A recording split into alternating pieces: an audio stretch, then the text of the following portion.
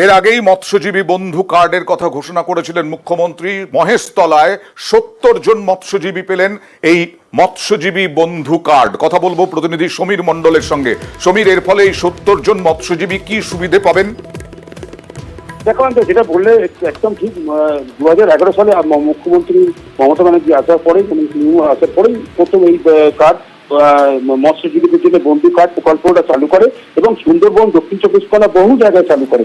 কিন্তু একমাত্র বজবজে এই মহেশতলা, যেটা এখানে এত যে মৎস্যজীবী আছে কেউ জানতো না। 34 নম্বর ওয়ার্ডের কাউন্সিলর গোপাল সাহা তখন ভোটের আগে সংসদ অভিষেক ব্যানার্জিকে বলে, সেই অভিষেক ব্যানার্জির উদ্যোগে কালকে কার্ডগুলো দেওয়া হলো। এই কার্ডে 5 লক্ষ টাকা পাওয়া যাবে এবং জাল কিনতে পারবেন। কার্ড যে পুলিশ জলে এবং ডাঙায় যে ধরে রাত্রিবেলায়, সেই কার্ড দেখালে পুলিশ আর ধরবে না এবং কোনো অসুবিধা হবে না।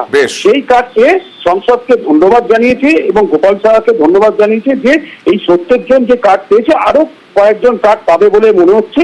এবং এই যে 70 জনের মধ্যে সবাই মৎস্যজীবী, কেউ মাছ বিক্রি করে, কেউ আবার জলে গঙ্গায় সমুদ্রে গঙ্গায় জাল দেয়।